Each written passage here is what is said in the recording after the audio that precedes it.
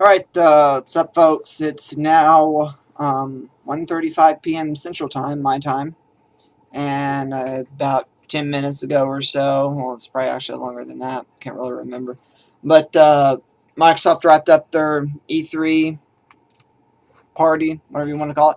But so I'm here to give my response on everything that I saw and everything that happened and all other good stuff, and I apologize for me looking like a greaseball. I just crawled out of bed and turned it on the Xbox. I haven't taken a shower or anything. I don't care. Because I got a long day of watching crap. Got the Microsoft thing to watch, got the Sony thing to watch, and somewhere in between the two, I'll have to squeeze in the Apple thing if they'll hurry up and upload it. Because I wasn't able to watch it live because I was watching the Microsoft thing. So, yeah. Let's get a drink.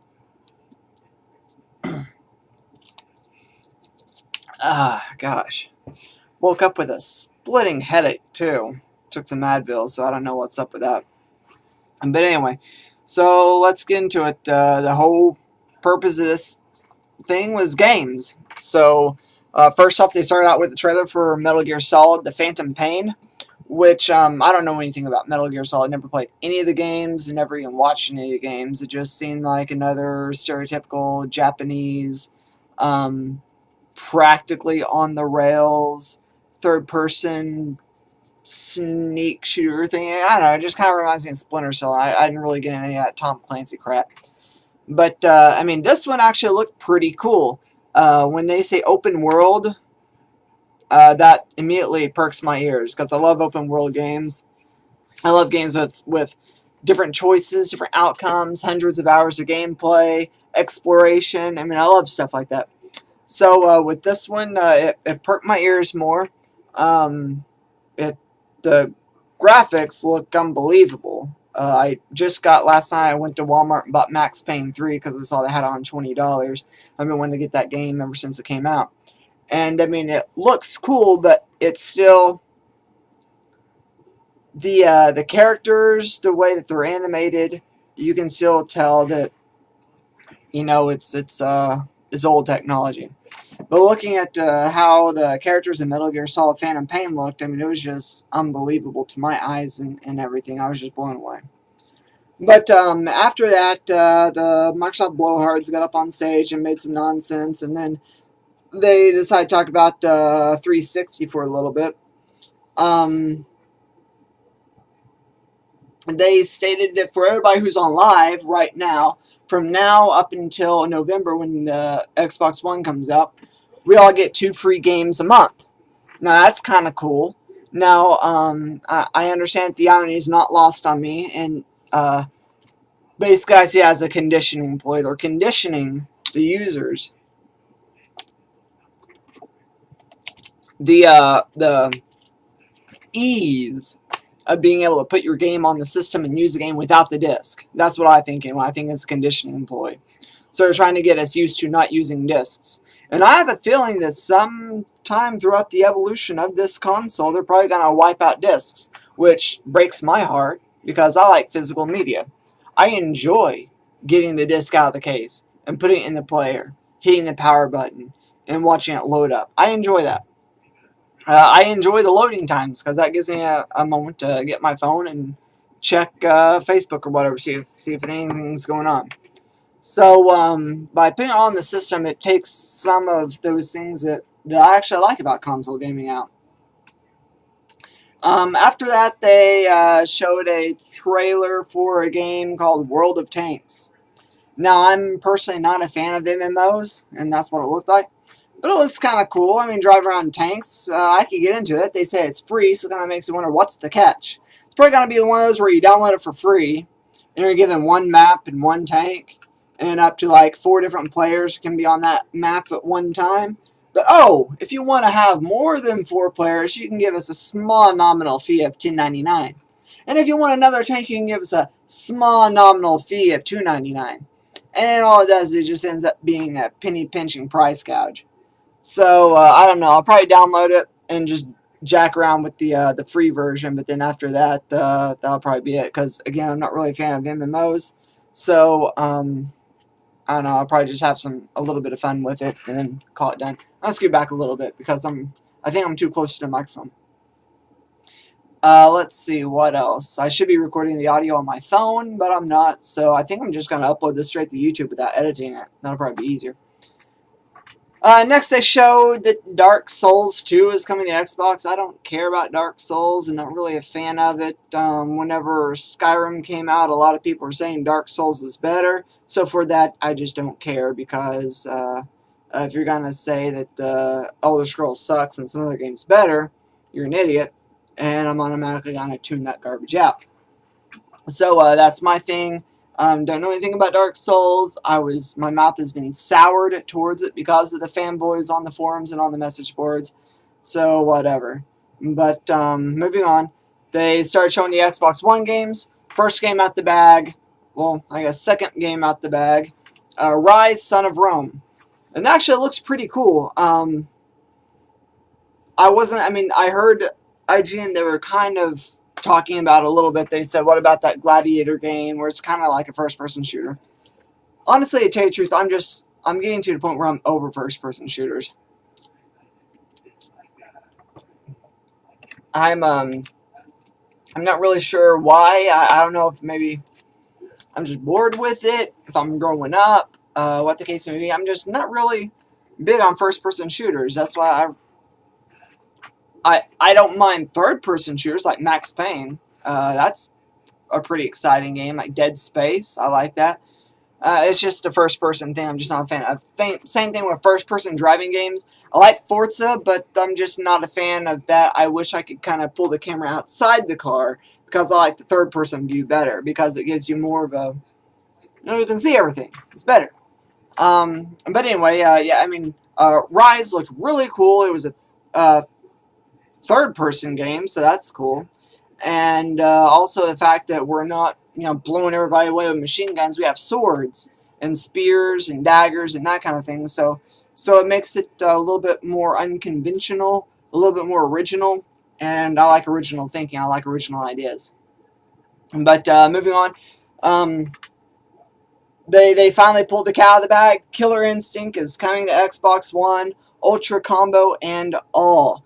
Now, I've always been a fan of Killer Instinct. I have it on Super Nintendo. I need to get Killer Instinct 2 on 64. I've just never gotten around to it because every single time I see it at Venoshock, it's always $25. I'm not going to spend $25 on the 64 game. I'm sorry. $4, $5 maybe. I need to shop at the flea markets and see what they have. But I'm excited about it. Killer Instinct Ultra Combo. That's cool. Now, the next game they showed was Sunset Overdrive. Again, looks like an MMO, so I'm not really into that, but I was kind of joking to myself. I said, well, what is this? Mirror's Edge meets Jet Grind Radio meets Doom? Because it's basically what it was. We're running along the walls, kind of like how we did on Jet Grind Radio. Well, we were skating on the walls, but whatever. And it kind of lends the visuals of Mirror's Edge, and then the guys look just like the guys from Doom. But, it looked cool. The concept looked cool. A record gun, that's kind of cool, right? But, I don't know. It looks cool, but again, I'm not really a fan of MMO, so I just have to kind of see how that goes. Next up at the bag, they showed Forza 5, which, I've noticed after playing a week straight racers, like, I don't know why, I've just been playing a lot of racing games this past week. I've been playing Forza 4, Project Gotham 4, Project Gotham 3, what else was I playing? I think I even played Project Gotham 1 a little bit. Destruction Derby. I've just been playing a lot of racing games today. Not today, yeah, this past week. So, but I noticed that I think we finally, in console gaming, because I noticed it wasn't even like this on Forza 4, we finally gotten to the point to where there's no more Jaggies. Zero Jaggies. I didn't notice a single jagged line in the Forza 5 trailer. And so it just kind of reminds me whenever PlayStation 2 came out. Good Lord, there were so many Jaggies on the system. And then when Microsoft came out, they said that we have by far reduced the Jaggies from PlayStation 2. I remember when I first got Project Gotham 1, I noticed it was a vast improvement on what was on PlayStation 2. Very vast improvement. But I'm not too sure about this Drivatar thing. I'm not too sure about that. Does that mean that if my friend is a complete D-bag, and or my friends are all complete D-bags, and they've made their driving style as in putting everybody in the wall, does that mean that while I'm playing against their AI, everybody's going to be putting me in the wall? You know, actually, come to think about that, that might be a good idea. Maybe I should be the guy who goes around putting everybody in the wall. Then basically, my AI, when everybody races against me, I just be the D-bag who puts everybody in the wall. It's actually a pretty good idea. I might have to capitalize on that. So after that, then they showed Quantum Break, which kind of started to. That's when the not so good trailers started. Okay, let me take a sidestep here. When they're showing game trailers, I want to see. I don't want to say in-game footage. I want to actually see a live presentation of the game. I want to see it as it's happening in real time. I don't want to see some already baked in-game demo where everything's perfect. I just want to see a guy get up there and make mistakes, get hit. I want to see it in real time the way it is. And I hate when these guys are like, here's a trailer. I don't want to see a trailer. I don't want to see that crap. Yeah, I want to see real life game footage, and that's what blew me away about Metal Gear Solid. It was real in-game footage. Rise was real in-game footage. Forza, well, they showed some in-game footage, but most of the trailer was not. Sunset Overdrive, that looked like real in-game footage. World of Tanks, that was real in-game footage. But then they kind of went Quantum Break, and it's just a trailer. I don't care about a trailer. Well, okay, he can heal people, whatever. I just don't know. And D4, that was like 3 seconds long. I don't even know what the heck that was. He just punched a girl. Whatever. But, I mean, I don't know. The next thing that came out, though, was Project Spark. And to me, basically, Project Spark is a big, huge gimmick. That's all it is. Oh, look, we can make games now. We can do all this crap with the cloud. That's all they're trying to do. They're just trying to advertise how the cloud is cool. So it's just basically a big commercial. And that's all Project Spark is, just one big commercial. And it looks like Fable. And then they played Fallout Boy. But, I mean, it was... I don't know, it's a gimmick. And then more Killer Instinct footage, which I thought was cool. They were actually showing an in-game presentation of it. They were playing the game right there live on stage. So that was cool. I wish that they would have used some different characters because I really hate those. I can't even remember their name. The stupid wolf and the other guy. I always liked Orchid because of the leopard morph or the fire cat, whatever it's called. And I always liked oh, what was his name? The big cyborg guy you fight at the very end when you have it on easy. And also liked the ice guy. I can't remember any of their names. I just played this stupid game a week ago, but whatever. But then they showed off that Xbox One is actually going to have interaction with Twitch, so you can record live in-game footage of Twitch or with Twitch, and then you can send it out there to for the world to see on that website. So I thought that was pretty cool because I've seen a lot of people using Twitch to record, PS3 and 360 games and that kind of thing. But then the next game they showed was Crimson Dragon, which is by the makers of Panzer Dragoon and that other game. But does that mean it's made by Sega? Because I can't remember if Sega made Panzer Dragoon or if they just published it. I can't remember what that was. But at any rate, anyway, so they played it. There was no audio, and everybody was still excited about it. It looked kind of cool. I was never really a fan of Panzer anyway, so I'm not really sure. Next game they showed off was Dead Rising 3. Now, Dead Rising 3 looked really cool, but my only thing is I don't like games with zombie hordes. That's why I can't stand Left 4 Dead. I just care absolutely nothing about Left 4 Dead, period. I can't stand it. So I just don't like games with zombie hordes. Now, I don't mind there being like a baddie here and there. Oh, I'm getting email. Oh. But anyway, I don't mind there being a baddie here and there. I mean, I guess it's not a zombie game, but I like the way that Silent Hill does it, where you just fight one guy off here and there, and maybe you might get two guys come out. But I mean, that's a really good formula. I like that. I just don't like hordes. I hate hordes. So I'll probably won't be getting into Dead Rising 3. It was a cool concept, but I hate the zombie hordes. But I don't understand the whole, what do you call that? The, trying to read through my notes. Oh, I don't understand the whole smart glass thing.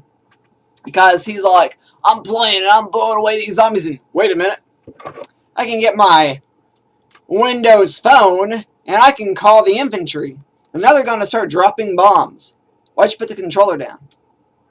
I don't get it. Another gimmick. Another gimmick, Microsoft. We don't care about gimmicks. So, I mean, it would be cool if you could have pulled up a menu that came up on the screen that said you want to call the infantry and then have them bomb everything. But I just didn't get, okay, I'm going to put the controller down. I'm going to get my phone. Then I'm going to do all this crap on my phone. Then I got to put the phone down and get the controller back. Which I guess that's where the Wii U kind of has a leg up, because they can do smart glass and the controller both at the same time. Too bad they thought about it, right, guys? Next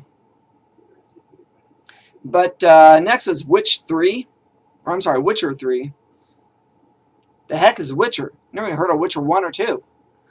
I mean, it looks cool, you know, whatever, but never heard of it. Next is Battlefield 4. After that was some game with a top-down look like Diablo Pass. After that was some demonstration by Black Tusk that they really didn't get into. It just showed a dude climbing up or down a building. Then after that, okay. Now, as soon as this trailer came on, it's showing this vagabond rolling through the desert. And I was like, what is this, like Assassin's Creed or something like that? No, wait. Tim Buck says that Master Chief's gonna crawl up that stupid cloak. That's gonna be funny. And sure enough, the cloak gets blown away, and there it is, Master Chief. So I guess we got a Halo 5 coming up or whatever. But yeah, I mean, I basically caught it to myself, looked at Master Chief. And the last game trailer out the bag was Titanfall. Now, again, I'm not too sure. It looks cool, but never really been a fan of mech warrior games or mech games, or what you want to call them. That's kind of what it looks like. And also never really been a fan of tactical military shooters. Can't stand Battlefield. Can't stand Modern Warfare. Can't stand that other crappy one, Call of Duty. And I borderline can't stand the Tom Clancy games because it's still kind of in that same military shooter tactical thing, even though there's a lot of sneaking and dodging and rolling around. But so I'm not really sure about Titanfall. The concept seemed cool, but again, I've never really been a fan of mech games. I've never really been a fan of military tactical shooters. But so anyway, they close it out and they say the release date's November. They still haven't given us a solid date, and the price is $4.99. I think they're waiting on Sony to release their date. That'd be kind of epic if Microsoft and Sony release them both on the same freaking exact day.